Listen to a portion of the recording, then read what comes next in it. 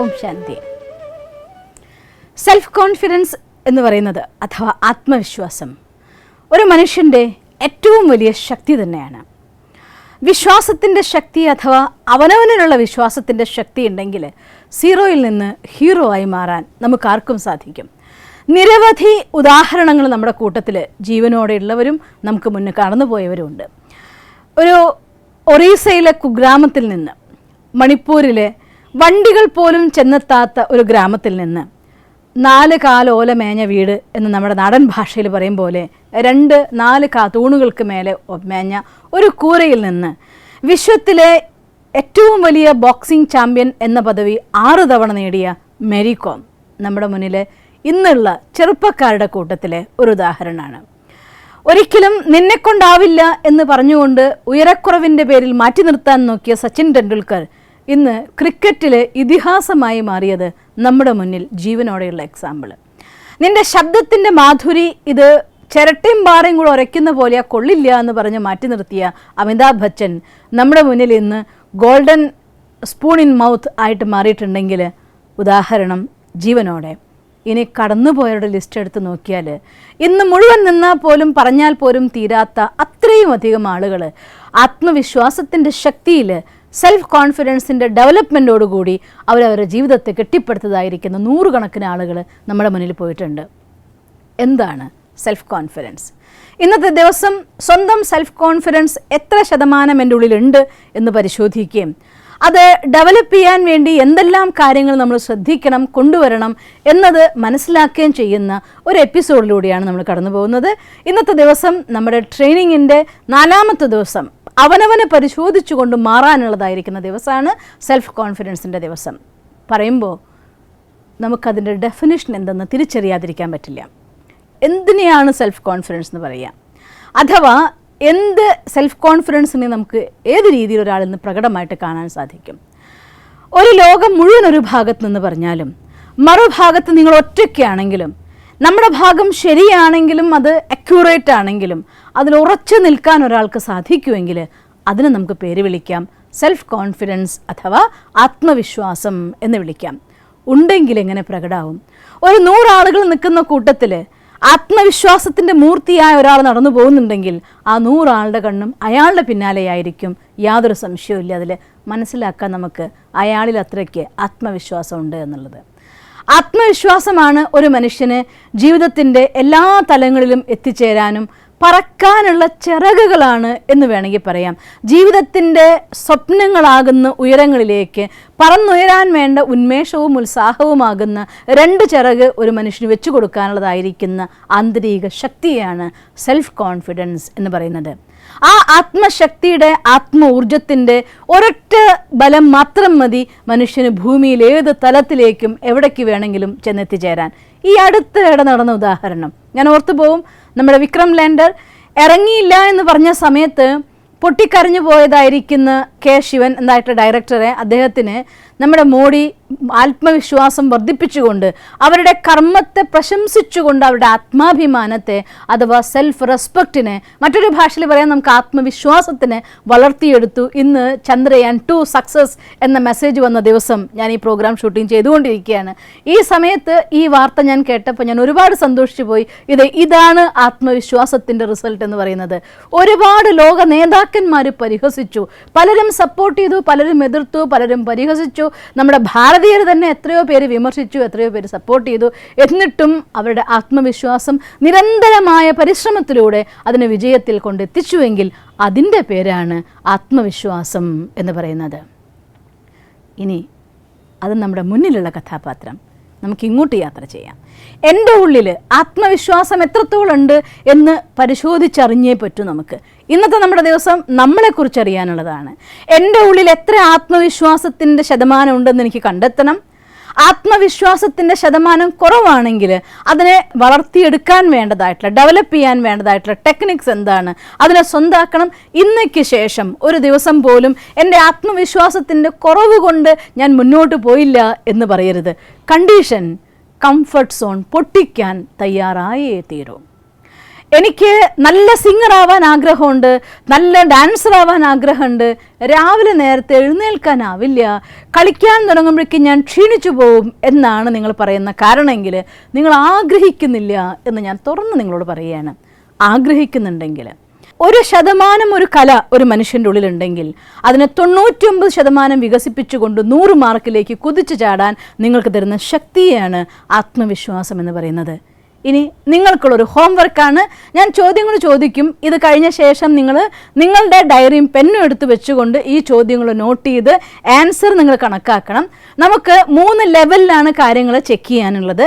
ഈ 3 തലങ്ങളിൽ പരിശോധിക്കുമ്പോഴും ഞാൻ ചോദിക്കുന്നതിൽ പോസിറ്റീവ് സൈഡിൽ യെസ് എന്നാണ് ആൻസർ എങ്കിൽ തീർച്ചയായിട്ടും നിങ്ങളുടെ ആത്മവിശ്വാസത്തിൻ്റെ ലെവൽ കുറവല്ല എന്നർത്ഥം. ഇനി അതിന് വേണ്ടതായിട്ടുള്ള ഗൈഡൻസിലൂടെ പ്രോപ്പർ വേയിൽ നമുക്കതിനെ ഒന്നുകൂടെ ഡെവലപ്പ് ചെയ്ത് ഹൈറ്റ്സിലേക്ക് കൊണ്ടുപോകാനേ ഉള്ളൂ. അഥവാ ചില ഉത്തരങ്ങളിൽ നമുക്ക് നോ എന്ന് പറയുന്നുണ്ട് എങ്കിൽ, അഥവാ നെഗറ്റീവ് സൈഡ് ആക്റ്റീവ് ആണ് എങ്കിൽ വിഷമിക്കാനൊന്നുമില്ല. ഇത് നെഗറ്റീവ് സൈഡ് ആക്റ്റീവ് ആയവർക്ക് വേണ്ടി തന്നെയാണല്ലോ നമ്മൾ ഈ പ്രോഗ്രാം ചെയ്യുന്നത്. അതിനെ പോസിറ്റീവ് സൈഡിലേക്ക് മാറ്റാൻ വേണ്ടതായിട്ടുള്ള ടെക്നിക്ക് നിങ്ങൾ ചെയ്യണമെന്ന് മാത്രം. ഈ ചോദ്യങ്ങൾക്ക് മുന്നേ കുറച്ച് കാര്യം കൂടെ എനിക്ക് നിങ്ങൾ പറഞ്ഞാൽ ആഗ്രഹിച്ചു പോവുകയാണ്. നിങ്ങളൊന്ന് ആലോചിച്ച് നോക്കിയേ, നമ്മുടെ ജീവിതത്തിൽ സെൽഫ് കോൺഫിഡൻസ് ഉള്ള ആളുകളുടെ അടുത്തേക്ക് അറിയാതെ ആളുകൾ അട്രാക്ട് ചെയ്ത് പോവാറുണ്ട്. എങ്ങനെയാണ് സെൽഫ് കോൺഫിഡൻസ് ഉള്ള ആളാണോ അല്ലേന്നൊക്കെ നമുക്ക് മനസ്സിലാവുന്നത്? ഒരു ഉദാഹരണം പറഞ്ഞു തരാം. ഒരു ഡോക്ടറെ കാണാൻ വേണ്ടി പോകുന്നു. തലവേദനയോ വയറുവേദനയോ കാലുവേദനയോ എന്തെങ്കിലും ഒരു വേദനയായിട്ട് പോകുന്നു. ഡോക്ടർ അതിൻ്റെ റിപ്പോർട്ടൊക്കെ നോക്കിയിട്ട് പറയുകയാണ്, എനിക്കിതാന്ന് തോന്നുന്നുണ്ട്, 2 ദിവസം മരുന്ന് കഴിക്കൂ, എന്നിട്ട് നമുക്ക് പറ്റിയിട്ടില്ലെങ്കിൽ എന്താ വേണ്ടത് ചെയ്യാം. വേറൊരു ഡോക്ടർ നിങ്ങളടുത്ത് പറയുകയാണ്, ഇന്ന കാരണങ്ങൾ കൊണ്ടാണ് നിങ്ങൾക്ക് ഈ വേദന വന്നിരിക്കുന്നത്, അതുകൊണ്ട് ഈ മരുന്നെടുക്കൂ, 2 ദിവസം കൊണ്ട് നിങ്ങൾക്ക് സുഖമാവുന്നു. ഏത് ഡോക്ടറെ അടുത്താണ് നിങ്ങൾ പോവുക? ഓട്ടോമാറ്റിക്കായിട്ട് നിങ്ങൾക്ക് ഉത്തരം ഒന്നേ ഉണ്ടായിരിക്കുള്ളൂ. ഏത് ഡോക്ടറാണോ ഇന്നതാണെന്ന് കൃത്യമായി അതിനെ അനലൈസ് ചെയ്ത് ഇന്ന മരുന്ന് കഴിച്ചാൽ മാറുമെന്ന് പറയുന്നത് ആ ഡോക്ടറെയാണ് നമ്മളൊക്കെ പ്രിഫർ ചെയ്യുക. മറ്റേ ഡോക്ടർ എന്തായാലും പ്രിഫർ ചെയ്യില്ല എന്ന് പറയും. തീർച്ചയായിട്ടും സ്വന്തം ജ്ഞാനത്തിൻ്റെ ഉള്ളിലുള്ളതായിരിക്കുന്ന ആധികാരികതയിലൂടെ ആ ഡോക്ടറുടെ ഉള്ളിൽ വളർന്നു വന്നതായിരിക്കുന്ന ആത്മവിശ്വാസമാണ് അത്തരത്തിൽ പറയാൻ ആ ഡോക്ടറെ പ്രേരിപ്പിക്കുന്നത്. ഒന്ന് ചിന്തിച്ചു നോക്കിയൊക്കെ, ഒരു ഡോക്ടർക്ക് നിങ്ങളുടെ രോഗം ഇന്ന ദിവസം മാറും എന്ന് പറയാൻ സാധ്യമല്ല. പക്ഷേ ആത്മവിശ്വാസം വളർത്തിയെടുക്കാൻ സാധിക്കുമെങ്കിൽ വെറും വിറ്റാമിൻ ഗുളിക കൊടുത്താൽ പോലും ചിലപ്പോൾ പേഷ്യൻറ്റിൻ്റെ അസുഖം മാറിയേക്കും. കാരണം ഡോക്ടറുടെ ആത്മവിശ്വാസം പേഷ്യൻറ്റിൻ്റെ ശക്തിയാണ്. അതുകൊണ്ട് അങ്ങനെ ഒരു ഡോക്ടർക്ക് ഒരു സാധാരണ MBBS കാരനായാൽ പോലും അവിടെ തിരക്കായിരിക്കും. അപ്പുറത്ത് സ്പെഷ്യലിസ്റ്റ് ചിലപ്പോൾ ആളില്ലാണ്ടിരിക്കുന്നുണ്ട്. എൻ്റെ ജീവിതാനുഭവത്തിൽ ഞാൻ കണ്ടിട്ടുണ്ട്. എൻ്റെ നാട്ടിലുണ്ടായിരുന്ന ഒരു MBBS കാരനായിരിക്കുന്ന സാധാരണ ഒരു ഡോക്ടർ, ആ ഡോക്ടറുടെ വീട്ടിലേക്ക് എന്നും തിരക്കാണ്. രാത്രി 1 മണി വരെ ഡോക്ടർ പേഷ്യൻസിനെ നോക്കുന്നത് കാണാം. പുലർച്ചെ എഴുന്നേറ്റ് 5 മണിക്ക് പോയിട്ട് ക്യൂ നിൽക്കാറുണ്ട് ഡോക്ടറുടെ അപ്പോയിൻമെൻറ്റ് കിട്ടാൻ വേണ്ടി. No specialist, just an MBBS doctor. എന്നിട്ടും എന്തുകൊണ്ട് ഇത്രയും തിരക്ക്? ഡോക്ടറുടെ സ്വന്തം കഴിവിലുള്ളതായിരിക്കുന്ന ആത്മവിശ്വാസം, പേഷ്യൻസിൽ ഉണർത്തിയെടുക്കുന്നതായിരിക്കുന്ന ആത്മവിശ്വാസം, ഡോക്ടർ എന്ത് മരുന്ന് കൊടുത്താലും പേഷ്യൻസിന് രോഗം മാറുമായിരുന്നു. അതേസമയം അതിൻ്റെ തൊട്ടപ്പുറത്ത് 2 വീടപ്പുറത്ത് ഒരു സ്പെഷ്യലിസ്റ്റിൻ്റെ വീടുണ്ട്. ആ സ്പെഷ്യലിസ്റ്റിൻ്റെ വീട്ടിൽ പോയിട്ട് രോഗം മാറാത്ത ആളുകൾ ഈ ഡോക്ടറെ അടുത്ത് വന്ന് രോഗം മാറുമെന്ന് ഞാൻ സംസാരിക്കുന്നത് കേൾക്കാറുണ്ട് പേഷ്യൻസിൻ്റെ അടുത്ത്. എന്തുകൊണ്ട്? നോളജ് അദ്ദേഹത്തിന് കൂടുതലാണ്. എന്നിട്ടും എന്തുകൊണ്ട് സ്പെഷ്യലിസ്റ്റിൻ്റെ അടുത്ത് തിരക്കില്ല, ഇദ്ദേഹത്തിൻ്റെ അടുത്ത് തിരക്ക്? മറ്റൊന്നുമല്ല, കാരണം അദ്ദേഹത്തിനെ സംബന്ധിച്ചിടത്തോളം ആ നോളജിലുള്ളതായിട്ടുള്ള കോൺഫിഡൻസ്, തൻ്റെ കർമ്മത്തിലും തൻ്റെ ജ്ഞാനത്തിലുമുള്ളതായിരിക്കുന്ന ആധികാരികത ആ ഡോക്ടറുടെ അടുത്തേക്ക് ആളുകളെ അട്രാക്റ്റ് ചെയ്യുന്നു. ഒരാൾ സ്പീച്ച് ചെയ്യുന്ന സമയത്ത് ഒരു സ്പീക്കറുടെ ജ്ഞാനം, അത് എൻ്റെ അനുഭവമായിക്കൊണ്ട് സ്വന്തം ശക്തിയെ പ്രാക്ടിക്കലാക്കിയ നോളജാണ് കൊടുക്കുന്നതെങ്കിൽ ആ ജ്ഞാനം കേൾക്കുന്നവർക്ക് ചെയ്യാനും തോന്നും, അവരുടെ കൂടെ കേൾക്കാനും നമ്മൾ ഇഷ്ടപ്പെടും. ഇതൊക്കെ ഞാൻ കേട്ടിട്ടുണ്ട്, നിങ്ങൾ പ്രാക്ടീസ് ചെയ്ത് നോക്കൂ, ഞാൻ നോക്കുന്നു, പരിശ്രമിക്കുന്നു എന്ന് പറയുന്ന ഒരു കാര്യത്തിന് ആർക്കും സ്വീകരിക്കാനും പറ്റാറില്ല, അവരെ കേൾക്കാനും ആർക്കും താല്പര്യം തോന്നാറില്ല. ഇങ്ങനെ ഏത് തലത്തിലെടുത്ത് നോക്കിയാലും, ഡോക്ടറാവട്ടെ, സ്പീക്കർ ആവട്ടെ, വക്കീലാവട്ടെ, എഞ്ചിനീയർ ആവട്ടെ, ഞാൻ ഇപ്പോഴും ഓർമ്മിച്ചു പോകും, നമ്മുടെ കാലിക്കറ്റിൽ ബ്രഹ്മകുമാരി സെൻറ്റർ ഉണ്ടാക്കുന്ന സമയത്ത് ഞങ്ങൾ ആർക്കിടെക്റ്റിനോട് സംസാരിക്കുമ്പോൾ വെറും 6.5 സെൻറ്റ് മാത്രമുള്ള ഭൂമിയിൽ 100 ആൾക്ക് ഇരിക്കാനുള്ള ക്ലാസ്സുകൾ, മെഡിറ്റേഷൻ റൂം, തുടക്കക്കാർക്ക് ഇരിക്കാനുള്ളതായിട്ടുള്ള ബേസിക് കോഴ്സുകളുടെ റൂം, ഞങ്ങളുടെ ബെഡ്റൂം, ബ്രദേഴ്സിൻ്റെ റൂം, എന്ത് പറയുമ്പോഴും എല്ലാം ഞങ്ങളോട് യെസ് യെസ് യെസ് എന്ന് പറഞ്ഞുകൊണ്ടിരുന്നു. അത്ഭുതപ്പെട്ടു പോയി, ഇത്രയും ചെറിയ സ്ഥലത്ത് ഇത്രയും ആളുകൾക്ക് ഉണ്ടാക്കാൻ സാധിക്കുമോ? അതിൻ്റെ ഒരു സൈഡ് പോലും ഒഴിവാക്കാതെ ഫുൾ ഭൂമി ഉപയോഗിച്ചുകൊണ്ട് നിങ്ങൾ വന്ന കോഴിക്കോട് സെൻറ്റർ നിങ്ങൾക്ക് നേരിട്ട് കാണാം. അതിപ്പോഴുള്ള ഒരു എക്സ്പീരിയൻസ് ആണ് എൻ്റെ. നമ്മുടെ ആർക്കിടെക്റ്റിൻ്റെ ഒരു എക്സ്പെർട്ടീസ്, പ്രാഗൽഭ്യം, അത് നമ്മളെ കൊണ്ട് 6 സെൻറ്റ് ഭൂമി സഫീഷ്യൻ്റ് ആണെന്നും ഈ ആർക്കിടെക്റ്റ് അല്ലാതെ വേറെ ആർക്കും നമുക്ക് വേണ്ട എന്ന് തോന്നിപ്പോയി. അതിനു മുന്നേ പലരോടും ഞങ്ങൾ സംസാരിച്ചിട്ടുണ്ടായിരുന്നു, ഈ ഒരു ഭൂമിയിൽ ഇങ്ങനെ ഒരു ആശ്രമം, ഒരു 6 സെൻറ്റിൽ ഒരു ആശ്രമോ എന്ന് ചോദിച്ച പലരും ഞങ്ങളെടുത്തുണ്ടായി. ഇത്രയും നീടാണെങ്കിൽ അത്രയും ഭൂമിയും വേണ്ടേ എന്ന് പറയുന്നവരുണ്ടായിരുന്നു. അദ്ദേഹത്തിൻ്റെ പ്രാഗൽഭ്യം ഒരു ആർക്കിടെക്റ്റിൻ്റെ കോൺഫിഡൻസിൻ്റെ ആധാരം. ചുരുക്കം പറഞ്ഞാൽ നമ്മുടെ ജ്ഞാനം, നമുക്കുള്ള അറിവുകൾ എത്ര പ്രായോഗികമാക്കി ലൈഫിൽ അത് കൊണ്ടുവന്നിട്ടുണ്ടോ അതിൻ്റെ ആധാരത്തിൽ നിങ്ങളുടെ ഉള്ളിൽ നിന്ന് വരുന്നതായിട്ടുള്ള ശക്തിയാണ് കോൺഫിഡൻസ് എന്ന് പറയുന്നത്. അതിന് എത്ര ശതമാനം ഉണ്ടെന്ന് കണ്ട് ബാക്കി ശതമാനത്തെ നമുക്ക് ഡെവലപ്പ് ചെയ്തെടുക്കാവുന്നതേ ഉള്ളൂ. അതിനുള്ളത് തന്നെയാണ് ഇന്നത്തെ ഈ പ്രോഗ്രാമിൻ്റെ ഇന്നത്തെ ടോപ്പിക്കിൻ്റെ ഉദ്ദേശവും. ഇനി നമ്മുടെ ഉള്ളിൽ അഥവാ നിങ്ങൾക്ക് ഓരോരുത്തർക്കും അവനവന് പരിശോധിക്കാനുള്ള സമയമാണ്. എൻ്റെ ഉള്ളിൽ എത്ര ശതമാനം സെൽഫ് കോൺഫിഡൻസ് ഇപ്പോഴുണ്ട്, അത് തിരിച്ചറിഞ്ഞാലാണല്ലോ നമുക്ക് മാറ്റാൻ സാധിക്കുള്ളൂ. അതുകൊണ്ട് ഈ ഒരു കാര്യം നിങ്ങൾ എത്തുന്ന സമയത്ത് ഞാൻ ചോദ്യം ചോദിച്ചു കഴിയുമ്പോൾ ഉടനെ നിങ്ങൾക്ക് ഉത്തരം കണ്ടെത്താൻ സാധിക്കുന്നില്ല എങ്കിൽ തീർച്ചയായും വീഡിയോ പോസ് ചെയ്തുകൊണ്ട് അതിനുള്ള ഉത്തരം കണ്ടെത്തി യെസ് ഓർ നോ എഴുതിയതിന് ശേഷം വേണം കടന്നു പോകാനായിട്ട്. നമുക്ക് 30 ഫുൾ മാർക്ക് ഇട്ടേക്കാം. ഞാൻ 3 ക്വസ്റ്റ്യനാണ് നിങ്ങൾക്ക് തരാൻ പോകുന്നത്. ഒന്നാമത്തെ ക്വസ്റ്റ്യൻ, എനിക്ക് എൻ്റെ ഉള്ളിൽ എന്നോടുള്ളതായിരിക്കുന്ന വിശ്വാസമുണ്ടോ? അതാണ് ഒന്നാമത്തെ ക്വസ്റ്റ്യൻ. ഒന്നുകൂടെ പറയാം, എൻ്റെ ഉള്ളിൽ എനിക്ക് എന്നോട് പൂർണ്ണമായിരിക്കുന്ന വിശ്വാസമുണ്ടോ? അതെങ്ങനെ മനസ്സിലാക്കും എന്നായിരിക്കും നിങ്ങൾ ചിന്തിക്കുന്നത്. ചിന്തിച്ചു നോക്കാം നമുക്ക്. ഒരാൾ എന്നോട് എന്തെങ്കിലും ഒരു പ്രൊജക്റ്റ് അഥവാ ഒരു പ്ലാനുമായിട്ട് ഞാൻ മുന്നോട്ട് പോവുകയാണ്. ഫോർ എക്സാമ്പിൾ, ഞാൻ ഒരു പുതിയ ബിസിനസ് ആരംഭിക്കാൻ ശ്രമിക്കുന്നു, അല്ലെങ്കിൽ ഞാനൊരു പുതിയതായിട്ടുള്ള ഒരു ഓഡീഷന് വേണ്ടി പങ്കെടുക്കാൻ പോകാൻ ആഗ്രഹിക്കുന്നു, ഒരു ഡ്രാമയിൽ എനിക്ക് റോള് കിട്ടിയിരിക്കുന്നു, ഞാൻ ആക്ട് ചെയ്യാൻ വേണ്ടി പോകാൻ ആഗ്രഹിക്കുന്നു. നിങ്ങൾ ഈ ഒരു സ്ഥലത്ത് നിങ്ങളുടെ ലൈഫിലെ ആംബിഷൻ്റെ കാര്യം എന്താണോ അതിനവിടെ ആഡ് ചെയ്തിട്ടുണ്ടായിരിക്കണം. ആ കാര്യവുമായിട്ട് നമ്മൾ മുന്നോട്ട് കാൽ വയ്ക്കുന്ന സമയത്ത് നിങ്ങൾ സംസാരിക്കുന്ന പറയുന്ന ഫാമിലി മെമ്പേഴ്സ് ആവാം, ഫ്രണ്ട്സ് ആവാം, ഇപ്പോൾ നിങ്ങൾ കാര്യങ്ങൾ ചെയ്തുകൊണ്ടിരിക്കുന്ന നിങ്ങളുടെ കൂട്ടത്തിലെ കൊളീഗ്സ് ആവാം, അല്ലെങ്കിൽ നാട്ടുകാരിൽ ആരെങ്കിലും ആയിരിക്കാം, ഏതെങ്കിലുമൊക്കെ ആളുകൾ ഇതൊന്നും നിന്നെ കൊണ്ട് നടക്കില്ല, എന്തിനാ ഇങ്ങനെയൊക്കെ പുറപ്പെടുന്ന് ചോദിക്കാനുണ്ടായിരിക്കും. ശരിയല്ലേ? 1 അല്ല 2 അല്ല 3 അല്ല 4 അല്ല 10 ആൾ ചോദിച്ചാലും അവരോടൊക്കെ തന്നെ ഇത് എനിക്ക് ചേരുന്നതാണ്, ഇത് ഞാൻ ചെയ്യും, ഇങ്ങനെ ഞാൻ ചെയ്ത് കാണിക്കും എന്ന് പറയാനുള്ള ശക്തി നിങ്ങൾക്കുണ്ടോ?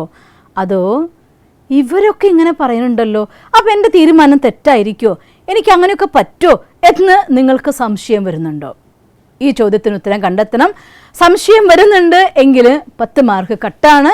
സംശയം വരുന്നില്ല എങ്കിൽ 10 മാർക്ക് നിങ്ങൾക്കുള്ളതാണ്. ചിലപ്പോൾ ഒക്കെ 1-2 പേരൊക്കെ പറയണമെങ്കിലൊന്നും എനിക്ക് കുഴപ്പമില്ല, അതല്ല എല്ലാവരും അങ്ങനെ പറയാൻ തുടങ്ങിക്കഴിഞ്ഞാൽ ഞാൻ ചിലപ്പോൾ പതറിപ്പോവും എന്നൊക്കെയാണ് നിങ്ങളുടെ ഉത്തരമെങ്കിൽ അതിനനുസരിച്ച് ശതമാനം നിങ്ങൾ ചേർത്തോളൂ. ഒന്നാമത്തെ ക്വസ്റ്റ്യൻ. രണ്ടാമത്തെ ക്വസ്റ്റ്യൻ, നിങ്ങൾക്ക് ആ ഒരു കാര്യം ചെയ്യാനുള്ളതായിട്ടുള്ള റിസ്ക് എടുക്കാൻ താല്പര്യമുണ്ടോ? ഇത് വളരെ ഇമ്പോർട്ടൻ്റ് ആയിട്ടുള്ള ക്വസ്റ്റ്യനാണ്. കാരണം ആ കാര്യം ചെയ്യാൻ താല്പര്യമുള്ള ഒരു 100 ആൾക്കാരെ ഞാൻ കണ്ടിട്ടുണ്ട്. പക്ഷെ ആ 100 ആൾക്കാരിൽ ആ കാര്യം ചെയ്യാനുള്ള റിസ്ക് എടുക്കേണ്ടി വരുമ്പോൾ അതിന് യെസ് എന്ന് പറയുന്ന ആൾക്കാരെ ഞാൻ 5 ആൾക്കാരെ കാണാറുള്ളൂ. ഇഷ്ടമുള്ള ഒരുപാട് ആൾക്കാരുണ്ട്. സിംഗർ ആവാനൊക്കെ എനിക്ക് ആഗ്രഹമുണ്ട്, പക്ഷേ ഡാൻസർ ആവാൻ എനിക്ക് ആഗ്രഹമുണ്ട്, പക്ഷേ ക്യാമറമാൻ ആവാൻ എനിക്ക് ആഗ്രഹമുണ്ട്, പക്ഷേയുടെ ചേരെ എന്തെങ്കിലുമൊക്കെ എക്സ്ട്രാ ചേർക്കുന്നതാണ് നിങ്ങളുടെ ഉത്തരമെങ്കിൽ അത് നിങ്ങൾക്ക് പറഞ്ഞിട്ടുള്ളതല്ല. അതല്ല, എനിക്ക് ഒരു പക്ഷേയുമില്ല. എനിക്കറിയാം ഇന്നത്തെ ലോകത്ത് ഇത്രയും അധികം സിംഗേഴ്സിൻ്റെ ലോകം, അവിടെ ഒരു പാട്ടുകാരിയായിട്ടൊന്ന് മുന്നോട്ട് വരിക എന്ന് പറഞ്ഞാൽ ചെറിയ കാര്യമൊന്നുമല്ല. പക്ഷേ നിരന്തരമായിട്ടുള്ള പരിശ്രമത്തിലൂടെ ഞാനത് നേടിയെടുത്തിരിക്കും എന്നാണ് നിങ്ങളുടെ പക്ഷയുടെ കൂടെ ചേർക്കുന്നതെങ്കിൽ തീർച്ചയായിട്ടും നിങ്ങളുടെ കോൺഫിഡൻസ് ലെവൽ നല്ലതാണ് എന്നർത്ഥം. അതനുസരിച്ചാണ് നമ്മുടെ കോൺഫിഡൻസിൻ്റെ രണ്ടാമത്തെ മാർക്ക്. ഇതിലും നിങ്ങൾക്ക് ഉറച്ച നിലപാടാണ് എങ്കിൽ ഫുൾ 10 മാർക്ക് കിട്ടുള്ളൂ. ശതമാനം വ്യത്യാസം ഉണ്ടെങ്കിൽ മാർക്ക് തീർച്ചയായിട്ടും കുറയ്ക്കണം. നിങ്ങൾക്ക് എത്ര ശതമാനം അതിന് വേണ്ട റിസ്ക് എടുക്കാൻ പറ്റും? 1 മാസം, 2 മാസം, 3 മാസം അല്ല, ലൈഫിൽ ഞാനത് അച്ചീവ് ചെയ്യും വരെ എന്നാണോ എങ്കിൽ നിങ്ങളുടെ കോൺഫിഡൻസ് അവിടെ ഫുൾ മാർക്ക് കൊടുക്കാൻ പറ്റും. അല്ലെങ്കിൽ അതനുസരിച്ച് നിങ്ങൾ ശതമാനം ഇട്ടേക്കണം. 1 പ്രാവശ്യം, 2 പ്രാവശ്യം, 3 പ്രാവശ്യമൊക്കെ എനിക്ക് കുഴപ്പമില്ല, ഞാൻ ശ്രമിക്കും. പക്ഷെ നിരന്തരമായിട്ട് എനിക്ക് ഫെയിലിയർ വേണ്ടി വന്ന ഞാൻ എന്ത് ചെയ്യും എന്നാണ് നിങ്ങളുടെ ചിന്ത എങ്കിൽ ഒരു ഉദാഹരണം ഞാൻ പറഞ്ഞുതരാം. നമ്മളൊക്കെ ഇന്ന് നിങ്ങൾ ഈ പ്രോഗ്രാം കാണുമ്പോൾ ചുറ്റും വെച്ചതായിരിക്കുന്ന ഈ ലൈറ്റുകൾ, ഈ രാത്രിയെ പകലാക്കി മാറ്റുന്ന പ്രകാശപൂരം നമ്മുടെ മുന്നിലേക്ക് കൊണ്ടുവന്ന തോമസ് എഡിസൺ. മാത്രം നിങ്ങൾ നോക്കി നോക്കൂ, അദ്ദേഹത്തിൻ്റെ ആയിരക്കണക്കിന് തവണ തോറ്റിട്ടും നിരന്തരമായ പരിശ്രമം 60-ാമത്തെയോ 70-ാമത്തെയോ വയസ്സിൽ, ഞാൻ അക്യുറേറ്റ് ഓർക്കുന്നില്ല, 60-70 വയസ്സിൽ അദ്ദേഹത്തിൻ്റെ ജീവിതത്തിൽ ആ എല്ലാ കണ്ടുപിടുത്തങ്ങളും ഒന്നിച്ച് കത്തിപ്പോകുമ്പോൾ ആ തീ ആളുന്നത് നോക്കിയിട്ട് എന്ത് രസമായിട്ടാണ് തീ കത്തുന്നത് എന്ന് പറയുകയാണ്. അപ്പോൾ മകൻ പറയുന്നു അടുത്ത് നിന്നിട്ട്, എന്താ അച്ഛ ഈ പറയുന്നത്, ഇതുവരെയുള്ള നമ്മുടെ എല്ലാ എഫേർട്സും ഇതാ കത്തിപ്പോവുകയാണ്, എന്ത് ചെയ്യാം നമുക്കെന്ന്. അപ്പോൾ പറയുകയാണ്, മോനെ നമ്മുടെ എഫേർട്സാണ് പോകുന്നുള്ളൂ, അതിൻ്റെ ഒപ്പം തന്നെ നമ്മുടെ തോൽവികളും കത്തിപ്പോയിരിക്കുന്നു, ഇനി നാളെ മുതൽ നമുക്ക് പുതിയതായിട്ട് തുടങ്ങാമല്ലോ എന്ന് പറയുന്ന മനോവിചാരം. ആ വിചാരത്തിനെ പറയും നമ്മൾ 100% സെൽഫ് കോൺഫിഡൻസ്. 10 മാർക്കും. എത്ര തവണ തോറ്റാലും ഒരു കുഴപ്പമില്ല, ഞാൻ പരിശ്രമിച്ചിരിക്കും, പഠിച്ചിരിക്കും, പിന്നെയും നേടിയിരിക്കും എന്ന് പറഞ്ഞുകൊണ്ട് മുന്നോട്ട് പോകാൻ. റിസ്ക്കില്ലാതെ ഒരാളും ഈ ലോകത്തൊന്നും നേടിയിട്ടില്ല. ഒരേ കാര്യം മാത്രം, നമുക്ക് സ്മാർട്ട് വേ ഇതിനുള്ളിലുണ്ട്. എന്താണ് സ്മാർട്ട് വേ എന്നായിരിക്കും? പണിയെടുക്കാതെ കാര്യങ്ങൾ ചെയ്യാതെ ചാടിക്കിടക്കാമെന്നൊന്നുമല്ല സ്മാർട്ട് വേ. പലരും എന്നോട് പറയാറുണ്ട് സ്മാർട്ട് വിസസ് ഹാർഡ് എന്നൊക്കെ പറയാറുണ്ട്. പല ആളുകളും കൊടുക്കുന്ന ഡെഫിനിഷൻ ഞാൻ കേൾക്കാറുമുണ്ട്. സ്മാർട്ട് വർക്കാണ് സിസ്റ്റർ വേണ്ടത്, ഹാർഡ് വർക്ക് അല്ല എന്ന്. പക്ഷേ ഈ ഹാർഡ് വർക്ക് എന്ന് പറഞ്ഞതിൻ്റെ അർത്ഥം എന്താണ്, സ്മാർട്ട് വർക്ക് എന്ന് പറഞ്ഞ അർത്ഥം എന്താണ്, നമ്മൾ മനസ്സിലാക്കിയിരിക്കണം. സ്മാർട്ട് വർക്ക് എന്ന് വെച്ചാൽ അർത്ഥം മൈൻഡും നമ്മുടെ വേർഡ്സും മനസ്സും ചിന്തയും വാക്കും കർമ്മവും ഒന്നിപ്പിക്കുക എന്നർത്ഥം. ഞാൻ ചെയ്യാൻ പോകുന്ന കാര്യത്തിൽ ഞാൻ ഫുൾ കമ്മിറ്റഡ്, ഫുൾ പ്രസൻ്റ് ആയിരിക്കണം, ഹോൾ ഹാർട്ടഡ്ലി ഫുൾ പ്രസൻ്റ് ആയിരിക്കണം. പറ്റൂ ഇല്ലേ എന്നുള്ള സംശയം അവിടെ ഇല്ല. അതിന് എത്ര തവണ പരിശ്രമിക്കേണ്ടി വരും എന്ന ചോദ്യം അവിടെ ഇല്ല. ഞാൻ ഒറ്റയ്ക്കാണോ പരിശ്രമിക്കേണ്ടതെന്നില്ല. സോഴ്സസ് എൻ്റെ മുന്നിൽ ഉണ്ടോ എന്നൊരു ചോദ്യമില്ല. എനിക്കെന്തും കണ്ടെത്തി എവിടെ വരെയും പരിശ്രമിച്ച് ഞാനത് നേടിയെടുക്കും എന്നാണ് നിങ്ങളുടെ ഉത്തരമെങ്കിൽ യെസ്, യു ഹാവ് 10 മാർക്സ് പക്ക. അതല്ല എങ്കിൽ അയ്യോ ഇത് കേൾക്കുമ്പോൾ തന്നെ എനിക്ക് എങ്ങനെയൊക്കെ പറ്റുക എന്ന് നിങ്ങൾക്ക് തോന്നുന്നുണ്ടോ? അയ്യോ ഇതൊന്നും എന്നെക്കൊണ്ട് നടക്കില്ല. ഇഷ്ടമൊക്കെ എനിക്കുമുണ്ട്, പക്ഷേ രാവിലെ എണീക്കാൻ പറ്റില്ല. ഇഷ്ടമൊക്കെ എനിക്കുമുണ്ട്, പക്ഷേ എൻ്റെ ഉറക്കം ത്യജിക്കാൻ പറ്റില്ല. ഇഷ്ടമൊക്കെ എനിക്കുണ്ട്, എൻ്റെ ഈ സുഖം ത്യജിക്കാൻ പറ്റില്ല എന്നാണ് നിങ്ങളുടെ ഉത്തരമെങ്കിൽ അവിടെ നിങ്ങൾക്ക് കോൺഫിഡൻസ് ഇല്ല എന്ന് വേണം നമുക്ക് പറയാൻ. ലെവൽ വളരെ കുറവാണെന്നർത്ഥം. ഇനി അടുത്ത ചോദ്യം, നമ്മുടെ ജീവിതത്തിൽ മുന്നോട്ട് പോകുമ്പോൾ മിസ്റ്റേക്സ് എല്ലാവർക്കും ഉണ്ടാകും. ഞാൻ എപ്പോഴും പറയാറുണ്ട്, തെറ്റ് പറ്റുന്നവർ മനുഷ്യന്മാർ, ക്ഷമിക്കുന്നവർ ദൈവങ്ങളെന്നാണ്. മനുഷ്യന്മാരാണ് തെറ്റുപറ്റാം, പക്ഷേ നിരന്തരം തെറ്റ് ആവർത്തിച്ചു കൊണ്ടിരിക്കുന്നതല്ല. തെറ്റ് പറ്റിക്കഴിഞ്ഞാൽ അതിന് പാഠങ്ങൾ പഠിച്ചുകൊണ്ട്, അതിൻ്റെ ഊർജത്തെ ആവാഹിച്ചുകൊണ്ട്, ലെസൺ പഠിച്ചുകൊണ്ട് പുതിയ ഒരു തുടക്കം വീണ്ടും പരീക്ഷിച്ച് ലക്ഷ്യത്തിലെത്തുന്നത്. ഞാൻ വീണ്ടും ഒരിക്കൽ കൂടി എൻ്റെ ഹൃദയത്തിൽ കയറിപ്പോയ ഒരു സ്പീച്ചാണ് നമ്മുടെ നരേന്ദ്രമോദി ചന്ദ്രയാൻ 2 ലോഞ്ചിങ് സമയത്ത് അത് ഫെയിലിയർ ആയപ്പോൾ അദ്ദേഹം നടത്തിയ ഒരു സ്പീച്ചുണ്ട്. കഴിയുമെങ്കിൽ നിങ്ങളെല്ലാവരും ആ സ്പീച്ച് കണ്ടു നോക്കണം. ശാസ്ത്രം എന്നത് പരീക്ഷിക്കലും അതിന് റിസൾട്ട് ഉണ്ടായിക്കഴിഞ്ഞാൽ അവിടെ നിർത്തലല്ല, വീണ്ടും പരീക്ഷണം തുടരലാണ്. പരീക്ഷിക്കുന്നത് തെറ്റിയേക്കാം, ശരിയായേക്കാം, വീണ്ടും നിരന്തരമായി പരീക്ഷിക്കാം. ഇതാണ് ശാസ്ത്രം എന്ന് പറഞ്ഞുകൊണ്ട് ആ ഒരു ഫെയിലിയറിൽ നിന്നുള്ളതായിരിക്കുന്ന പുതിയ ഊർജ്ജത്തെ ഉൾക്കൊണ്ടുകൊണ്ട് വീണ്ടും നിങ്ങൾ മുന്നോട്ട് വരണം, നിങ്ങളുടെ കൂടെ ഞങ്ങളെല്ലാ ഭാരതീയരുണ്ട് എന്ന് ഐക്യം പ്രഖ്യാപിച്ച നമ്മുടെ PM-ൻ്റെ വാക്കുകൾ എൻ്റെ ഹൃദയത്തിൽ തറച്ചു പോയതാണ്. എനിക്ക് ഇത് പറയുമ്പോൾ ആരും തെറ്റിദ്ധരിക്കേണ്ട, എനിക്ക് രാഷ്ട്രീയമില്ല, ജാതിയില്ല, വർഗ്ഗമില്ല, വർണ്ണമില്ല, ദേശമില്ല, ഭാഷയില്ല. ഈ ലോകം എൻ്റെ തറവാടെന്ന് ഞാൻ മാനിക്കുന്ന ആളാണ്. ഈ ലോകത്തിൻ്റെ ഏത് മൂലക്കിലിരുന്നു കൊണ്ടും തൻ്റെ ഉള്ളിൽ നന്മയുടെ വിത്ത് വിതയ്ക്കുകയും വളർത്തുകയും ചെയ്യുന്നുണ്ടെങ്കിൽ ആ വ്യക്തികളോടൊക്കെ എനിക്ക് ആദരവുണ്ട്, അവരുടെ മുന്നിൽ ഞാൻ പ്രണമിക്കുകയും ചെയ്യും. അതുകൊണ്ട് തന്നെ ഞാൻ നമ്മുടെ ആരാധ്യനായിരിക്കുന്ന എന്ന് തന്നെ ഞാൻ വാക്കുപയോഗിക്കും. PM-ൻ്റെ സ്പീച്ച് ഞാൻ കേട്ടിരുന്നു, എനിക്ക് ത്രില്ലിംഗ് ആയി തോന്നി. കഴിയുമെങ്കിൽ നിങ്ങളും അത് കേട്ട് നോക്കണം. കേട്ട് കഴിയുമ്പോൾ നമ്മുടെ ഹൃദയം സന്തോഷം കൊണ്ട് പതഞ്ഞു പൊന്തിയിരിക്കാം. അതിൻ്റെ പേര് സെൽഫ് കോൺഫിഡൻസ്. എന്താണെന്നറിയോ? തോൽക്കുമ്പോൾ തോൽവിയിൽ കരഞ്ഞിരിക്കുന്നവരല്ല, തോൽവിയിൽ നിന്ന് പാഠം പഠിച്ചുകൊണ്ട് തെറ്റിന് യെസ് തോറ്റേക്കാം. അല്ലെങ്കിൽ നമ്മളൊരു ബിസിനസ് തുടങ്ങി അതൊരു ഫെയിലിയറായി, പൈസ ഒരു പക്ഷേ 1 ലക്ഷം 2 ലക്ഷം പോയിട്ടുണ്ടാവുമായിരിക്കും. ആ 1 ലക്ഷം പോവാതെ ഒരിക്കലും കാൽ വയ്ക്കാതെ മുന്നോട്ട് പോകാൻ പറ്റില്ലല്ലോ. ഒന്ന് ചിന്തിച്ചു നോക്കി, ഒരു സ്റ്റെപ്പിൽ നിന്ന് നിങ്ങൾക്ക് 18 പടിയുള്ള ഒരു മേലെ കയറണം എന്നുണ്ടെങ്കിൽ ഒരു സ്റ്റെപ്പ് വന്ന് കാലെടുത്തിട്ട് അടുത്ത സ്റ്റെപ്പിൽ വെക്കണം. ഈ സ്റ്റെപ്പിലും ആ സ്റ്റെപ്പിലും ഒന്നിച്ച് നിന്നിട്ട് നിങ്ങൾക്ക് ഒരിക്കലും അടുത്ത സ്റ്റെപ്പിലേക്ക് കയറി പോകാൻ കഴിയില്ല. ഒന്നിൽ നിന്ന് കാലെടുത്ത് അടുത്തേക്ക് വെക്കണം, ഇതിൽ നിന്ന് കാലെടുത്ത് അടുത്തേക്ക് വെക്കണം. അങ്ങനെ നമ്മൾ മുന്നോട്ട് കയറിപ്പോയാൽ മാത്രമാണ് ലക്ഷ്യത്തിൽ എത്തിച്ചേരുള്ളൂ. ജീവിതത്തിലും മുന്നോട്ടുള്ള യാത്രയിൽ ഒരു സ്റ്റെപ്പ് വെച്ച് നോക്കാം, ചിലർത്ഥം ലൈഫിൽ ഒരു കാര്യം ഇംപ്ലിമെൻ്റ് ചെയ്ത് നോക്കുക. ബിസിനസ് ആവാം, അല്ലെങ്കിൽ ഇപ്പോൾ ഏതെങ്കിലും പ്രോഗ്രാമിൻ്റെ പ്രസൻറ്റേഷൻ ആവാം, അല്ലെങ്കിൽ നിങ്ങളുടെ മറ്റേതെങ്കിലും ഭാഷ ഉപയോഗിക്കലാവാം. തലം എന്തുമായിക്കോട്ടെ, നമ്മൾ തിരഞ്ഞെടുത്തതായിരിക്കുന്ന നമ്മുടെ ഫീൽഡിൽ കാല് വെച്ച് നോക്കുമ്പോൾ തോൽക്കുമ്പോൾ ആ തോൽവിയെ കാരണം കണ്ടെത്തി ഒഴിവാക്കരുത്. ആ കാരണം കൊണ്ട് ഇങ്ങനെ സംഭവിച്ചു, ഈ കാരണം കൊണ്ട് ഇങ്ങനെ സംഭവിച്ചു, അവരുടെ സപ്പോർട്ട് കുറവായിരുന്നു അതുകൊണ്ടാണ് ഇങ്ങനെ ഉണ്ടായത്, ആ സമയത്ത് ഇങ്ങനൊരു പ്രോബ്ലം ഉണ്ടായി അതുകൊണ്ടാണ് ഉണ്ടായത്. ഈ കാരണം കണ്ടെത്തലാണ് നമ്മുടെ ഏറ്റവും വലിയ തോൽവി. എൻ്റെ തെറ്റിനെ സ്വീകരിക്കാൻ എനിക്ക് മനസ്സില്ലാത്തതിൻ്റെ പ്രൂഫാണ് ഇത് പറയുന്നത്. അതുകൊണ്ട് തെറ്റ് സംഭവിച്ചുവെങ്കിൽ യെസ്, ഇതെൻ്റെ തെറ്റാണ്, തീർച്ചയായിട്ടും എൻ്റെ കയ്യിൽ നിന്ന് തെറ്റുപറ്റി, അഥവാ ഞാൻ തോറ്റു, ഞാൻ വീണ്ടും വീണ്ടും പരിശ്രമിക്കുകയും പഠിക്കുകയും ഞാൻ അതിൻ്റെ പൂർണ്ണതയിലെത്തുകയും ചെയ്യും എന്ന് നിങ്ങൾക്ക് പറയാൻ കഴിയുമെങ്കിൽ അവിടെ നിങ്ങളുടെ കോൺഫിഡൻസ് 30 മാർക്ക് ഫുൾ എന്ന് പറയാം. പൂർണ്ണമായി എന്നല്ല, എന്നാലും ഇപ്പോഴുള്ള ലെവലിൽ നിങ്ങൾ നല്ല ഹൈ ലെവൽ കോൺഫിഡൻസ് ഇപ്പം നിങ്ങളുടെ ഉള്ളിലുണ്ട് എന്നർത്ഥം. അതല്ല നേരെ തിരിച്ചാണെങ്കിൽ, ഞാനൊരു മിഡിൽ ക്ലാസ് ഫാമിലിയുള്ള ആളാണ്, സാമ്പത്തികമായി ഒരുപാട് പ്രതിസന്ധികളെ ഞാൻ കണ്ടിട്ടുള്ളൂ. അങ്ങനെ ഒരാൾക്ക് ഇങ്ങനെയൊക്കെ മറന്ന് ചിന്തിക്കാൻ സാധിക്കുമോ? ഇത്രയ്ക്കൊക്കെ മാത്രമേ എനിക്ക് സാമ്പത്തികമായ സപ്പോർട്ട് കിട്ടാനുള്ളൂ, പിന്നെ വലിയൊരു ഡ്രീം കണ്ട് മുന്നോട്ട് പോകാൻ എന്നെക്കൊണ്ട് സാധിക്കുമോ? എൻ്റെ ക്ലാസ്സിൽ ടീച്ചർമാർ അങ്ങനെ പഠിപ്പിക്കുന്നു, ഞാൻ ഒരു സാധാരണ സ്കൂളിലല്ലേ, ഹൈ സ്കോർ എനിക്ക് എങ്ങനെയാണ് നേടാൻ പറ്റുക? അന്നത്തെ ദിവസം പരീക്ഷയുടെ ദിവസം തലവേദനയായിരുന്നു, പിന്നെ എനിക്ക് എങ്ങനെയാണ് നന്നായി പ്രസൻറ്റ് ചെയ്യാൻ പറ്റുക? അന്ന് ഇൻ്റർവ്യൂ ദിവസം നോക്കി എനിക്ക് കോൾഡ് വന്നു, പിന്നെ ഞാൻ എങ്ങനെയാണ് നല്ലൊരു പെർഫോമൻസ് കൊടുക്കുക? ഇങ്ങനെ ജീവിതത്തിൽ ഏത് കാര്യത്തിനും കാരണം നിങ്ങൾ കണ്ടെത്തുന്നുവെങ്കിൽ അതിനർത്ഥം അവിടെ കോൺഫിഡൻസ് കുറവാണ് എന്നാണ്. അതുകൊണ്ട് കോൺഫിഡൻസ് ലെവലിൽ യാതൊരു കുറവും വരുത്താതെ മുന്നോട്ട് പോയേ പറ്റൂ. ഇതനുസരിച്ച് നമുക്ക് മനസ്സിലാക്കാം എൻ്റെ ഉള്ളിൽ എത്ര കോൺഫിഡൻസ് ഉണ്ട് എന്ന്. ഇനി ഇവിടെ നിർത്തുന്നില്ല. ഒന്നാലോചിച്ച് നോക്കിയാൽ, നിങ്ങൾ ഒരു ഡോക്ടറെ അടുത്ത് പോയി റിപ്പോർട്ട് നോക്കി, ഡോക്ടർ പറഞ്ഞു ഇന്ന രോഗമൊക്കെ നിങ്ങൾക്കുണ്ട് എന്ന് അതിൽ തെളിഞ്ഞിരിക്കുന്നു, ഇനി നിങ്ങൾ പോയിക്കോളൂ എന്ന് പറഞ്ഞാൽ അവരെ നമ്മൾ ഡോക്ടറെന്ന് വിളിക്കാറില്ല. ഈ ട്രെയിനിങ് പ്രോഗ്രാമിൻ്റെ ഉദ്ദേശം ഇവിടെ നിർത്താനല്ല, ഇനി ഏത് സ്റ്റെപ്പ് നമുക്ക് ഇനി മുന്നോട്ട് വെക്കണം, നമ്മുടെ ഉള്ളിലായിട്ടുള്ള ആ ഒരു കോൺഫിഡൻസ് ലെവലിനെ വർദ്ധിപ്പിച്ചെടുക്കാൻ നമ്മൾ എന്തൊക്കെ ചെയ്യണം, അതാണ് നമ്മുടെ അടുത്ത സ്റ്റെപ്പ് നമ്മൾ ചെയ്യാൻ പോകുന്നത്. അതിന് ഒന്നാമത്തെ സ്റ്റെപ്പാണ് നമ്മൾ അറിയുക. നോ ദൈസെൽഫ് എന്ന് മഹാത്മാക്കൾ പറഞ്ഞ കാര്യം ഞാൻ ഓർത്ത് പോവുകയാണ്. എന്താ നമ്മളെക്കുറിച്ച് അറിയേണ്ടത്? നമ്മളെക്കുറിച്ച് അറിയുമ്പോൾ എൻ്റെ ശക്തികൾ എന്ത് എന്നുള്ള കാര്യം അറിയണം. നിങ്ങൾക്കറിയോ, നമ്മളെല്ലാവരും ഒരു ഫാക്ടറിയുടെ ഓണറാണ്. ഏത് ഫാക്ടറിയുടെ? ബ്രെയിൻ ഫാക്ടറിയുടെ. ലോകത്ത് പല കമ്പ്യൂട്ടറും കൂട്ടിച്ചേർത്താനുള്ളതായിരിക്കുന്ന അത്രയും പവറുള്ളതായിരിക്കുന്ന ഒരു വലിയ ഫാക്ടറി നമുക്കെല്ലാവർക്കും ഉണ്ട്. ആ ഫാക്ടറിയിൽ 2 മാനേജർമാരുണ്ട്. ഒരാൾ ഹാപ്പി മാനേജറും ഒരാൾ സാഡ് മാനേജറും. ഏത് മാനേജർക്കാണോ നിരന്തരമായി ഡ്യൂട്ടി കൊടുക്കുന്നത് അയാൾ ആ ഫാക്ടറിയുടെ മൊത്തം അധികാരിയായിട്ട് മാറും. അതുകൊണ്ട് ഏത് ഫാക്ടറിയിലാണോ നമ്മുടെ പ്രൊഡക്ഷൻ വേണ്ടത് എന്ന കാര്യം നിശ്ചയിച്ചേ പറ്റൂ.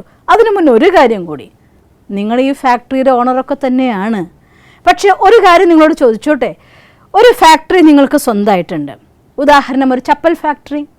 ആ ചപ്പൽ ഫാക്ടറിയുടെ ഉള്ളിൽ പ്രൊഡക്ഷനിൽ 95% വേസ്റ്റ് പ്രൊഡക്ഷൻസും 5% ബെസ്റ്റ് പ്രൊഡക്ഷൻസും. അങ്ങനെ ഒരു ഫാക്ടറി നിങ്ങൾക്കുണ്ടെങ്കിൽ ആ ഫാക്ടറി നിങ്ങൾ മുന്നോട്ട് കൊണ്ടുപോകുമോ? അവിടെ സ്റ്റാഫിന് സാലറി കൊടുത്ത് അതിനെ മെയിൻറ്റെയിൻ ചെയ്ത് മുന്നോട്ട് കൊണ്ടുപോകുമോ? അതോ ആ ഫാക്ടറി ക്ലോസ് ചെയ്യുമോ? എനിക്കറിയാം, തീർച്ചയായിട്ടും നിങ്ങളുടെ ഉത്തരം ഒന്നേ ഉണ്ടായിരിക്കുള്ളൂ, അത് ഞാൻ ക്ലോസ് ചെയ്തിരിക്കും എന്ന് തന്നെയാണ്. എങ്കിൽ ഒന്നും കൂടെ ഞാൻ പറയുകയാണ്, ഈ ഫാക്ടറി ക്ലോസ് ചെയ്യാൻ നിവൃത്തിയില്ലല്ലോ, ഇനിയിപ്പോൾ എന്ത് ചെയ്യാൻ പറ്റും? നമുക്ക് യൂസ് ചെയ്യുന്ന മാനേജറുടെ ക്വാളിറ്റി അനുസരിച്ച് ആ ഫാക്ടറിന് നമുക്ക് പ്രൊഡക്ഷൻ്റെ ക്വാളിറ്റി കൂട്ടാനായിട്ട് സാധിക്കും. 2 managers, happy and sad. Happy manager എന്ന് പേരിടാം ഒരാളെ, സാഡ് മാനേജർ എന്ന് നമുക്ക് മറ്റാളെയും പേരിടാം. എന്തെങ്കിലും ഒരു കാര്യം വരുമ്പോൾ നമ്മൾ ക്രിയേറ്റ് ചെയ്യുന്നതായിട്ടുള്ള തോട്ടിൻ്റെ ആധാരത്തിലാണ് ഹാപ്പി മാനേജർ ആക്റ്റീവ് ആവണോ സാഡ് മാനേജർ ആക്റ്റീവ് ആവണോ എന്നുള്ള കാര്യം നിശ്ചയിക്കുന്നത്. ഒരു ഉദാഹരണം പറയുകയാണ്, നല്ല മഴയുള്ള ദിവസമാണ്. ഒരു 12 കിലോമീറ്റർ യാത്ര ചെയ്തു പോയിട്ടുള്ള ഒരു സ്ഥലത്ത് ഇന്ന് മീറ്റിംഗ് നമുക്ക് ബുക്ക് ചെയ്തിട്ടുണ്ട്. ആ മീറ്റിങ്ങിൽ നിന്ന് വേണമെങ്കിൽ നമുക്ക് അറ്റൻഡ് ചെയ്യാം. അറ്റൻഡ് ചെയ്യുകയാണെങ്കിൽ തീർച്ചയായിട്ടും ഒരുപാട് നേട്ടങ്ങൾ ഉണ്ടാവും. പക്ഷേ തോട്ട് ക്രിയേറ്റ് ചെയ്യാണ്. നല്ല മഴ, നല്ല തണുപ്പ്. ഈ മഴയിലാണെങ്കിൽ ബൈക്കിലാണ് പോകേണ്ടത്, കാറില്ല. ഇനി കോട്ടിനാണെങ്കിൽ അവരുടെയൊക്കെ ഓട്ട വന്നിട്ടുണ്ട്. അവിടെ എത്തുമ്പോഴത്തേക്ക് നനയും. കുറച്ചൊക്കെ നനഞ്ഞിട്ട് ആ എ സിയുടെ ഉള്ളിൽ ഇരുന്ന് കഴിഞ്ഞാൽ തണുപ്പ് സഹിക്കാനാവില്ല.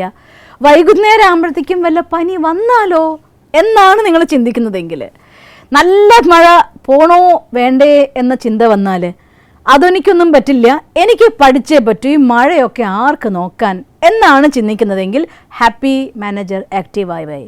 ഉടനെ നിങ്ങൾ പുറത്തിറങ്ങാൻ നോക്കുമ്പോൾ ചിലപ്പോൾ വൈഫ് പറയും, അല്ലെങ്കിൽ അമ്മ പറയും, പെങ്ങള് പറയും, ആരെങ്കിലുമൊക്കെ പറയും, എന്താ മഴ, ഇന്ന് പോണത് അത്യാവശ്യമാണോ എന്ന് ചോദിക്കുമ്പോൾ ഹാപ്പി മാനേജർ ആക്റ്റീവായിട്ടുള്ള ആൾ പറയും, അയ്യോ ഒഫീഷ്യൽ മീറ്റിംഗ് അല്ലേ, അതിൽ നിന്നൊക്കെ മഴ പറഞ്ഞ് മാറിക്കാൻ പറ്റുമോ എന്ന് ചോദിക്കും. സാഡ് മാനേജറാണ് ആക്റ്റീവായതെങ്കിൽ, ഓ നല്ല മഴയാ, പോയാൽ തണുക്കില്ലേ, അങ്ങനെ പ്രശ്നം വന്നാലോ എന്നൊക്കെ ചിന്തിച്ച സാഡ് മാനേജറാണെങ്കിൽ അന്നത്തെ ദിവസം ആ പോണോ പോണ്ടേ, പോയില്ലെങ്കിലും കുഴപ്പമില്ലല്ലോ എന്നൊക്കെ ചിന്തിച്ച് ഇറങ്ങുക. ആദ്യത്തെ ആൾ എന്താ മഴ അത്യാവശ്യമാണോ എന്ന് ചോദിച്ചാൽ അത് ശരിയല്ലേ, അവരും കൂടെ പറഞ്ഞു, സപ്പോർട്ട് എടുത്തു, ഓടി വന്നു റൂമിലിരുന്ന് ഇന്നെന്തായാലും ലീവ് എന്ന്. ഇതുപോലെ ഏതൊരു കാര്യത്തിലും ഹാപ്പി മാനേജറെ ആക്റ്റീവ് ആക്കുകയാണെങ്കിൽ പതുക്കെ പതുക്കെ പതുക്കെ കാരണങ്ങൾ എന്തെന്ന് എനിക്കറിയില്ല, എനിക്ക് നിവാരണങ്ങളെ അറിയുന്നതായിട്ടുള്ള സൊല്യൂഷൻ സീക്കിംഗ് മൈൻഡ്, നമ്മൾ മുന്നൊരു ക്ലാസ്സിൽ പറഞ്ഞിരുന്നില്ലേ, സൊല്യൂഷൻ സീക്കിംഗ് മൈൻഡ് നിങ്ങൾക്ക് ആക്റ്റീവ് ആക്കാൻ സാധിക്കും. അതല്ല സാഡ് മാനേജറാണ് ആക്റ്റീവ് ആവുന്നതെങ്കിൽ അയാളെ ആക്റ്റീവ് ആക്കാനും മാനേജ് ചെയ്യാനും വിടുകയാണെങ്കിൽ പതുക്കെ പതുക്കെ പതുക്കെ എല്ലാ കാര്യങ്ങളിൽ നിന്നും വിഡ്രോ സിംറ്റം ഉള്ളതായിട്ടുള്ള ഒരാളായിട്ട് നിങ്ങൾ മാറുകയും ചെയ്യും. അതുകൊണ്ട് ഈ ഫാക്ടറിയെക്കുറിച്ച് പഠിച്ച് 50,000 പ്രൊഡക്ഷൻസ് ആണ് മിനിമം ഈ ഫാക്ടറിയിൽ ഒരു ദിവസം ഉണ്ടാക്കുന്നത്. നിങ്ങൾക്കറിയോ 50,000 പ്രൊഡക്ഷൻസ്, 50 ചപ്പൽസ് അല്ല, 50,000 പ്രൊഡക്ഷൻസ് മീൻ 50,000 തോട്ട്സ് ആണ് ഈ മൈൻഡിനുള്ളിൽ നിന്ന് വരുന്നത്. അതിൽ മജോറിറ്റി ഹാപ്പി സിംഗ് ആണെങ്കിൽ ജീവിതം തന്നെ happy and success, majority sad manager ആണെന്നുണ്ടെങ്കിൽ ജീവിതം തന്നെ ദുഃഖത്തിലേക്കും അഥവാ തോൽവിയിലേക്കും പരാജയത്തിലേക്കും പോകും. അതുകൊണ്ട് ഒരിക്കലും ഇന്ന് ഈ നിമിഷം നമുക്കൊരു പ്രതിജ്ഞ ചെയ്യാം, എന്ത് തന്നെ സംഭവിച്ചാലും ഞാൻ എൻ്റെ സാഡ് മാനേജറെ ആക്റ്റീവ് ആവാൻ വിടുന്ന പ്രശ്നമില്ല, ഞാൻ എൻ്റെ ഹാപ്പി മാനേജർ ആക്റ്റീവായിരിക്കും. എന്ത് കാര്യം ചെയ്യുമ്പോഴും വേറെയുണ്ട് ഒരുപാട് ഉദാഹരണം നമുക്ക് പറയാം. ഒരാളൊരു പ്രോഗ്രാം സ്റ്റേജിൽ ചെയ്യുകയാണ്, അഥവാ ഹാപ്പി മാനേജർ ആക്റ്റീവ് ആണെന്നുണ്ടെങ്കിൽ ആ പ്രോഗ്രാം കണ്ട് ഇഷ്ടപ്പെട്ട് കഴിഞ്ഞാൽ നമ്മൾ പോയിട്ട് പറയും, വണ്ടർഫുൾ ആയിട്ടോ, കൺഗ്രാജുലേഷൻ എന്ന് പറയും. സാഡ് മാനേജർ ആണെങ്കിൽ പറഞ്ഞപ്പോൾ എന്താ വിചാരിക്കുക, അപ്പം നമ്മൾ അങ്ങനെ പറയുമ്പോൾ അവരെ പ്രശംസിച്ചു അതെങ്കിൽ പൊക്കി പറഞ്ഞു എന്ന് തോന്നുമോ, ഇങ്ങനെയൊക്കെ ഒരു 100 കൂട്ടം ചോദ്യങ്ങൾ മനസ്സിനുള്ളിൽ കൊണ്ടുവന്നുകൊണ്ട് ആ ഒരു റിലേഷൻ ക്രിയേറ്റ് ചെയ്യാനുള്ള ചാൻസ് നിങ്ങളുടെ അവിടെ കട്ട് ചെയ്ത് കളയും. ലൈഫിൽ ഏറ്റവും വലിയ അസറ്റ് അല്ലേ നമ്മുടെ റിലേഷൻസ്. ഒരാളൊരു നല്ല കാര്യം ചെയ്യുമ്പോൾ അതിനെ അപ്രീഷിയേറ്റ് ചെയ്യാൻ സാധിക്കുക എന്നുള്ളത് ഒരു ബ്ലെസ്സിങ് അല്ലേ നമുക്ക്. ആ എല്ലാ ചാൻസും കട്ട് ചെയ്ത് കളയും ഈ സാഡ് മാനേജർ. ഒരാൾ ബസ്സിലിരുന്ന് യാത്ര ചെയ്ത് പോവുകയാണ്, സാഡ് മാനേജറാണ് നിങ്ങളുടെ ആക്റ്റീവ് എങ്കിൽ അപ്പുറത്തോട്ട് നോക്കും, അയാളോട് കണ്ടപ്പം മിണ്ടണമെന്നൊക്കെ തോന്നണമൊക്കെയുണ്ട്, എന്നാലും അങ്ങോട്ട് കയറി പറഞ്ഞ ആൾക്ക് ശല്യമായി പോയാലോ. ഉടനെ സാഡ് മാനേജർ ഉത്തരം പറയും, അതെ അതെ മിണ്ടാതിരിക്കുക, വെറുതെ അവനൻ്റെ കാര്യം നോക്കിയിരിക്കുക, ഇനിയിപ്പോൾ അയാളോട് സംസാരിച്ച് വേറെ പ്രശ്നമാണെങ്കിലോ വേറെ എങ്ങനെയോ നിങ്ങളത് മുതലെടുത്താലോ 100 കാരണങ്ങൾ കണ്ടെത്തിക്കൊണ്ട് റിലേഷൻ ക്രിയേറ്റ് ചെയ്യാനുള്ള ചാൻസ് അവിടെ കട്ട് ചെയ്ത് കളയും സാഡ് മാനേജർ. അതുകൊണ്ട് എപ്പോഴും നമ്മുടെ ഈ ഫാക്ടറിയിൽ ഹാപ്പി മാനേജറെ ആക്റ്റീവ് ആവാൻ വിടുക. അഥവാ സാഡ് മാനേജർ ആക്റ്റീവായി വരുന്നുണ്ടെങ്കിൽ ഉടനെ പറഞ്ഞേക്കുക, ഈ ഫാക്ടറിയിൽ നിനക്ക് ഡ്യൂട്ടിയില്ല, നിന്നെ ഞാൻ പിരിച്ചുവിട്ടിരിക്കുന്നു സദാകാലത്തേക്ക്, ഇവിടെ ഹാപ്പി മാനേജർ മാത്രം മതി എന്ന് ഓർഡർ കൊടുത്തേക്കണം. നമ്മുടെ ഓർഡറാണ് അത് മാനേജ് ചെയ്യുന്നത്. നമ്മുടെ ഉള്ളിൽ നിന്ന് പോസിറ്റീവായിട്ടുള്ള പവർഫുൾ തോട്ട് ക്രിയേറ്റ് ചെയ്താൽ ഇവിടെ ഹാപ്പി മാനേജർ മാത്രമേ നിൽക്കുള്ളൂ, എല്ലാം സക്സസ് ആയിരിക്കും. ഡേ ബൈ ഡേ ഇമ്പ്രൂവ്മെൻറ്റിലേക്ക് നമുക്ക് പോകാൻ സാധിക്കുകയും ചെയ്യും. അതുകൊണ്ട് ഒന്നാമത്തെ ഫാക്ടർ നമ്മുടെ ഉള്ളിലിരിക്കുന്നതായിട്ടുള്ള നമ്മുടെ ഫാക്ടറിയെക്കുറിച്ച് മനസ്സിലാക്കി അതിൽ നല്ല മാനേജർ അഥവാ ഹാപ്പി മാനേജറെ മാത്രം ഭരിക്കാൻ വിടുക, സാഡ് മാനേജറെ ഒഴിവാക്കിയേക്കാം.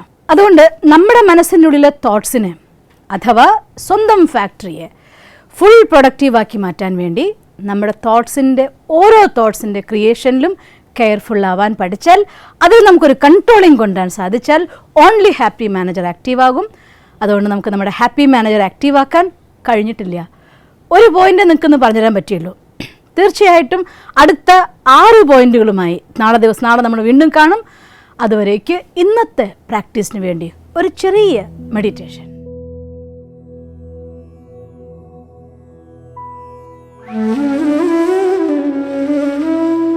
ഓം ശാന്തി. ഇന്ന് നല്ലൊരു ദിവസം നിങ്ങൾ തീർച്ചയായും ചെലവഴിക്കാൻ പോവുകയാണ്. നമ്മുടെ ആത്മവിശ്വാസത്തിൻ്റെ ശക്തിയാണ് ഈ ജീവിതത്തിൻ്റെ വിജയത്തിൻ്റെ ശക്തി.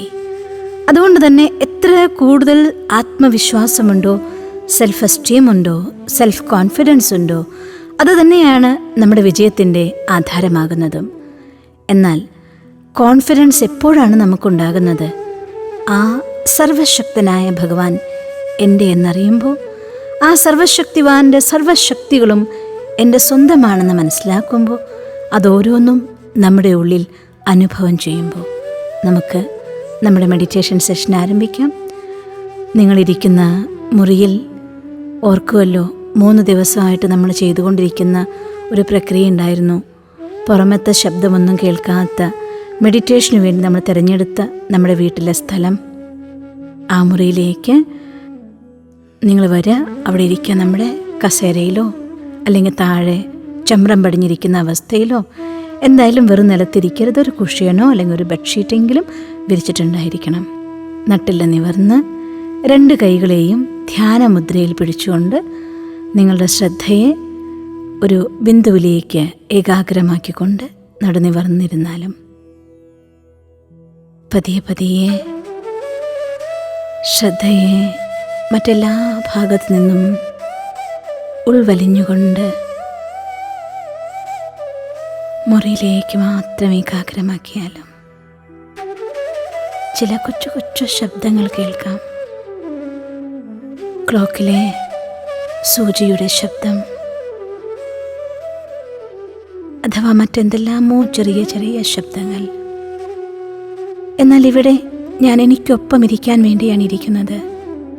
അതുകൊണ്ട് ഞാൻ എൻ്റെ ശ്രദ്ധയെ മുറിയിൽ നിന്നും മാറ്റി എൻ്റെ ശ്വാസത്തിലേക്ക് കൊണ്ടുവരികയാണ്.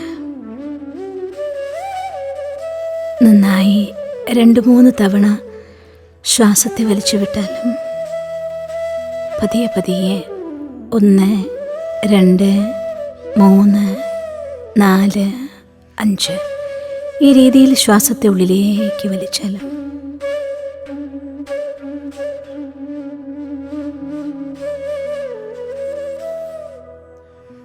ഉള്ളിൽ 3 സെക്കൻഡ് സമയം. 1, 2, 3. പതുക്കെ 1, 2, 3, 4, 5 പൂർണ്ണമായി ശ്വാസം പുറത്തേക്ക് വിട്ടാലും വീണ്ടും ഒരിക്കൽ കൂടി മനസ്സിലെണ്ണിക്കൊണ്ട് 1, 2, 3, 4, 5. 1, 2, 3. 1, 2, 3, 4, 5.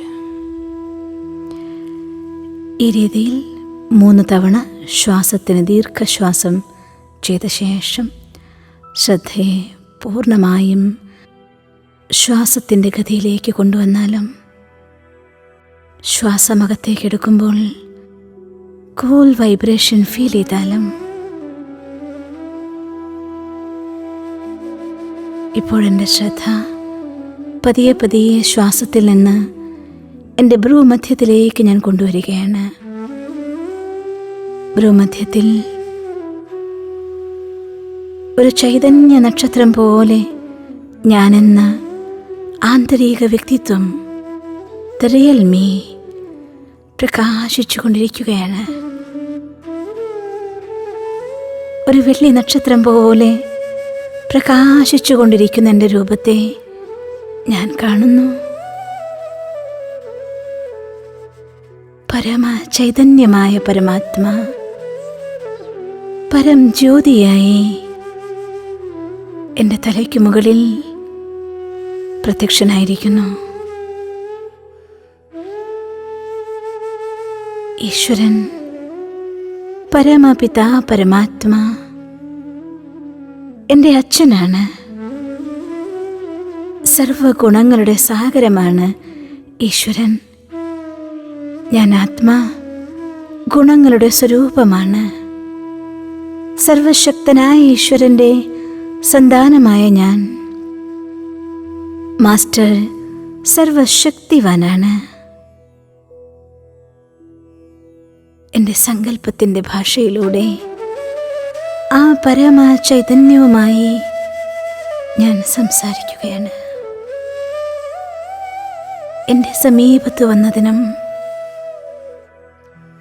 തൻ്റെ സർവശക്തികളാലും ഗുണങ്ങളാലും എന്നെ അനുഗ്രഹിക്കുന്നതിനും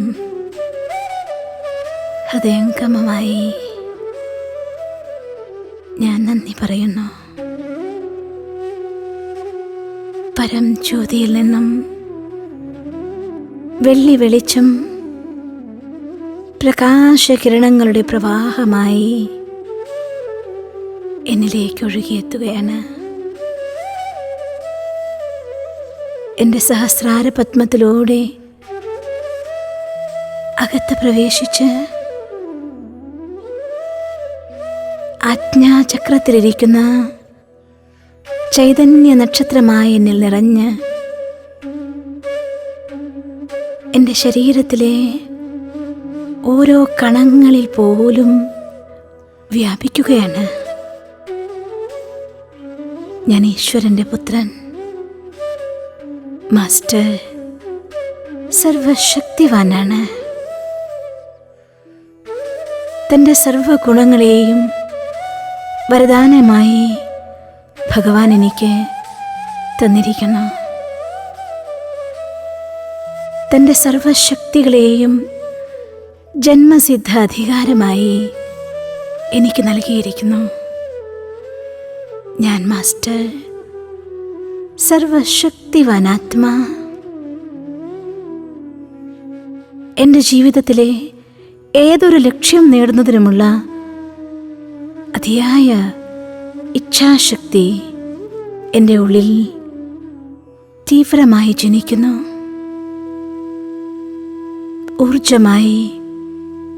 ഊർജപ്രവാഹമായി അതിനിൽ നിറയുകയാണ്. എൻ്റെ ജീവിതത്തെ എൻ്റെ ഇച്ഛപ്രകാരമുള്ള ലക്ഷ്യത്തിലേക്ക് ഞാൻ തീർച്ചയായും നയിച്ചിരിക്കും. ഞാൻ മാസ്റ്റർ സർവശക്തിവാനാണ്. ആ പരമ ചൈതന്യത്തിൽ നിന്ന് പ്രവാഹമായി ഒഴുകി വരുന്ന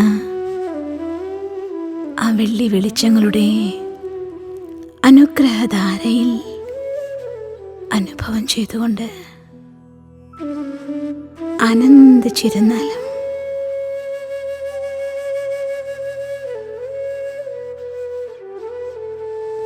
ഓം ശാന്തി ശാന്തി ശാന്തി.